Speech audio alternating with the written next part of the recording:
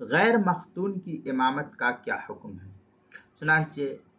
شریعت اسلام میں ختنہ یہ سنت ہے، جو شخص بلا عذر اس کو چھوڑ دے وہ تارک سنت کہلاتا ہے۔ اگر وہ بدن کو غسل اور استنجا میں پاک صاف رکھتا ہے تو اس کی امامت جائز اور درست ہے، بشرطے کہ اتفاقی طور پر غیر مختون رہ گیا ہو اور ختنے کے سنت ہونے کا قائل ہو، اگرچہ مختون مقدم ہے امامت کے سلسلے میں۔ کفایت المفتی تیسری جلد صفحہ 44، فتاوی محمودیہ دوسری جلد صفحہ 98، در مختار میں اذا امکنہ ان یختن لنفسہ